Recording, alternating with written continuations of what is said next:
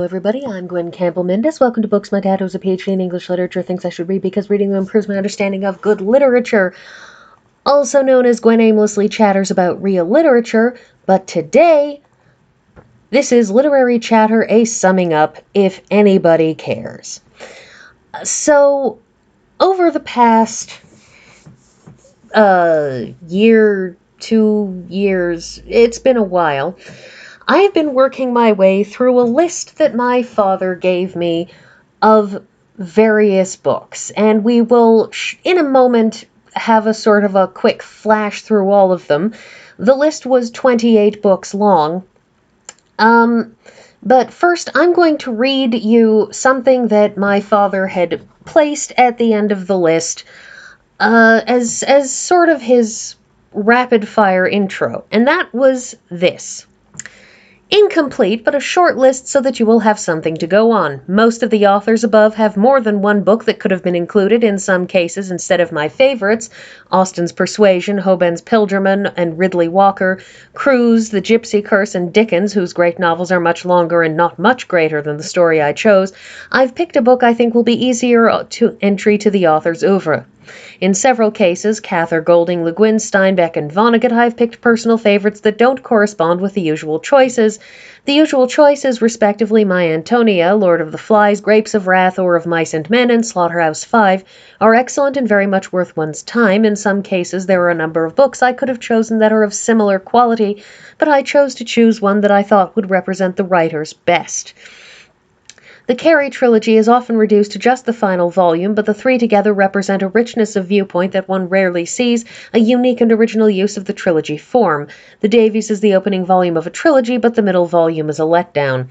There's a lot more out there, but this is quite a lot of pages to start with. I have included no history, poetry, essays, or plays, no novels in translation, but that would certainly expand such a list. I've left off some of the classics that everybody already talks about, like Moby Dick, Huckleberry Finn, and On the Road, but they should be on everybody's list already. I include a few authors, Hemingway for instance, where my choice is pertinent, not unusual, but not the universal choice.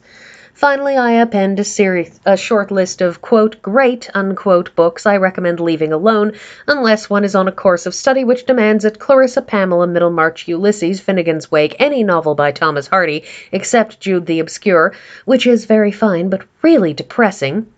James Joyce is interesting but devilish hard to read. Richardson is just awful top to bottom. George Eliot has too many irons in the fire to keep the reader from losing interest in the plots and characters. The problem with a lot of books, including some superb ones, is that they're just plain hard to read.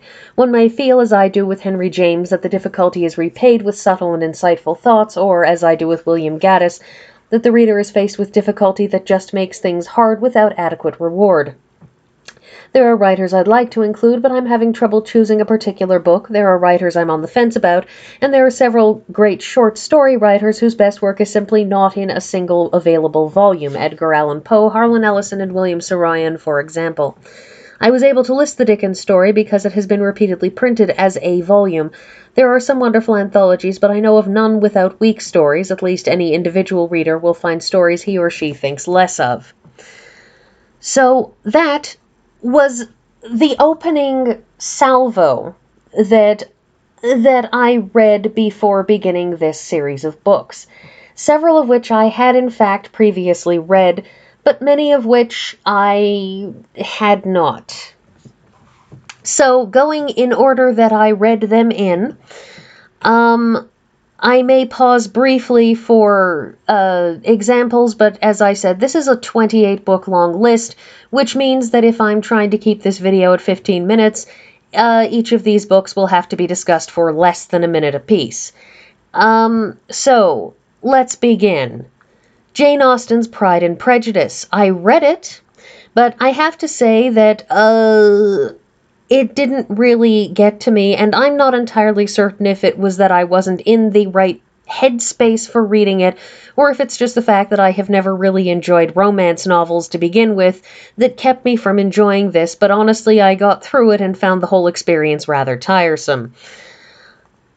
Harriet said, "This is dark. This is bleak and dark and sad, and if you want to have a look into the mind of a young girl who is being dragged into a state of becoming somebody suffering from some sort of antisocial personality disorder. That's what I was looking for. If you're looking for that, Harriet said is a great book of a slow descent into developing antisocial personality disorder. It's really, really awful and set in the UK post-war period. But, if you like that kind of thing, you go for it.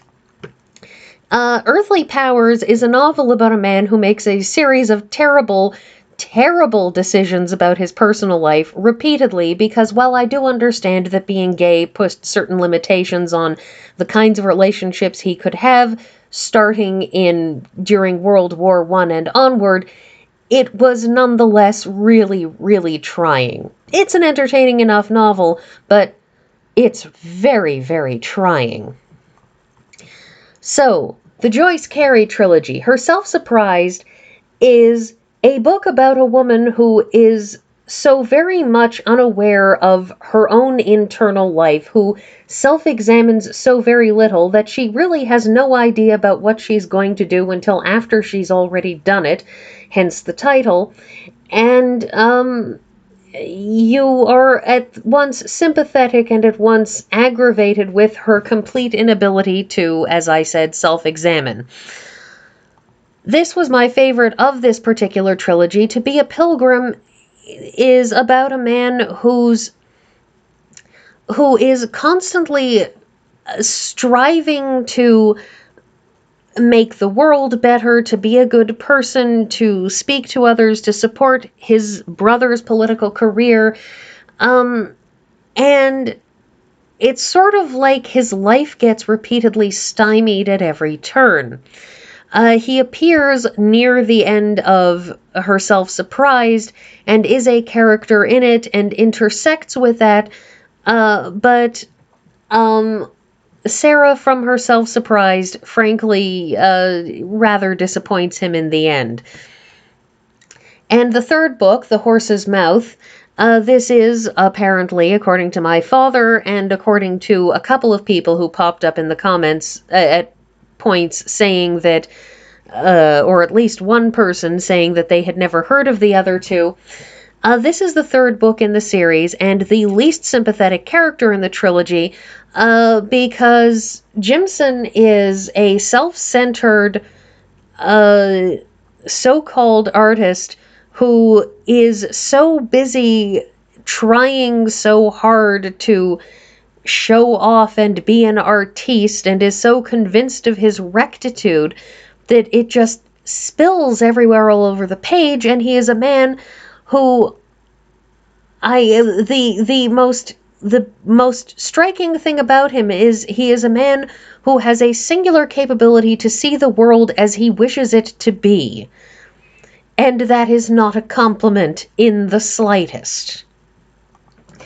Death Comes for the Archbishop is not a book that I'm going to say a lot about because apparently I had the worst reading on it ever, since basically every single comment that I have received from people on my video on this book was that they found my commentary about this book absolutely unlistenable, which is fine because frankly I did not treat this with anything remotely like reverence because, well, I'm very, very bad at reverence. It's an excellent book, and says a lot of things, but, yeah, I don't do research, so the fact that I wasn't aware that it was about a real person and the fact that I missed that it was not set in New Mexico, but not set in California, but in New Mexico, well, I don't do research, I just read the book and slap down what I thought at the time, usually irreverently. So my deepest apologies. You should probably look for somebody else's commentary on this book. Lady in the Lake. Frankly, I got sidetracked because I really, really like this cover. This is a pretty cover and extremely late 60s into the 70s. I really like this cover. The book is kind of a hard-boiled murder investigation thing. Not really my thing. Good enough read, entertaining enough read. If you like hard-boiled mysteries, sure, that's fine. Not my thing. I don't have much to say. Feast of Snakes, the only comment I got from this indicates that I didn't get it, but then again, I don't really get Southern Gothic, clearly, and I mostly just spent the entire book feeling really, really sorry for the protagonist and thinking that he just needs to be seeing a therapist. Right up until the point when he decides he's going to shoot everybody, which, then you lose my sympathy. Memoirs of Sherlock Holmes. I still haven't actually read Sherlock Holmes proper, but I can see how this sort of does it for describing Sherlock Holmes, because it's just a series of short pieces about him. I better speed up. I'm running out of time. So, Fifth Business. Fifth Business, described in the book as being the baritone who plays support in an opera. This particular character, very much throughout the entire book, is playing support to everybody else who's actually doing things. Len Deighton's Funeral in Berlin is a spy novel. I don't have much to say. It didn't really make much of an impact, beyond the fact that I just found large parts of it not that interesting. King Hereafter, I very much enjoyed, but just reiterated to me that I really, really dislike historical fiction because everybody dies at the end, because, people die. The Great Gatsby. This is a book that I read in high school, didn't remember a word of, and, I see why it's a great book. I also found it remarkably unfulfilling to read. That's because I found it depressing, and I find depressing things unfulfilling to read.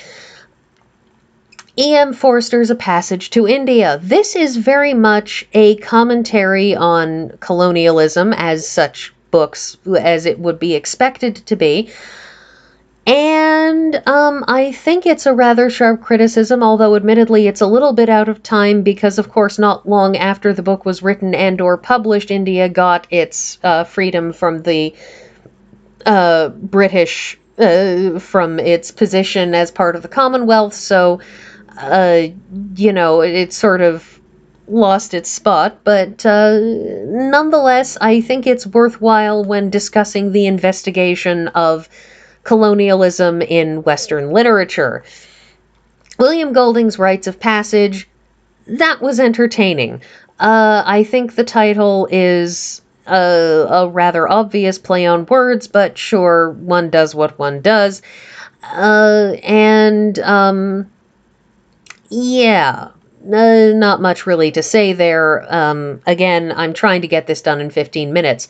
Turtle Diary, my biggest memory is also complaining about this cover because this cover is of tortoises, not sea turtles, and it's about people trying to free sea turtles. So there. The Sun Also Rises. You know what? I don't actually remember this book. I know I read it and I talked about it, but I genuinely don't remember it. Pig on a Lead is by somebody nobody has ever heard of. It is dark. It is bleak. It is, oh my god, it is a post-apocalyptic story taking place after a plague has swept everything. You know what? That's too topical. Let's just move right on. The Dispossessed. I felt it was a little bit too on the nose and also dark, and me, shallow, dark, not really my thing. The Prevalence of Witches was not as funny as it was trying to be, but that's mostly a function of how long it's been since it was published. Canticle for Leibowitz. Oh my god, am I going to be finished in time? Under 15 minutes? Probably not. Who knows? Post-apocalyptic, post-nuclear fallout, and it ends really, really sadly, and I like the shark, but that's just because I like sharks.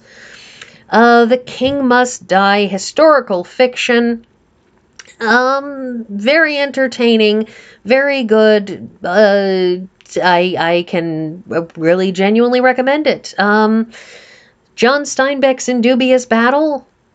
This is also sad. Don't recommend, but I'm shallow enough to not recommend it because it's sad. Rex Stout's The Doorbell Rang. I felt like it was a lot of nothing. I can see how it would be amusing, but I felt like it was a lot of nothing. Josephine Tay's The Daughter of Time is an excellent investigation book. Oh my god, 10 seconds. And Kurt Vonnegut's Dead-Eye Dick and Christmas Carol, and that was the list. And that is everything, so I will see you all next week.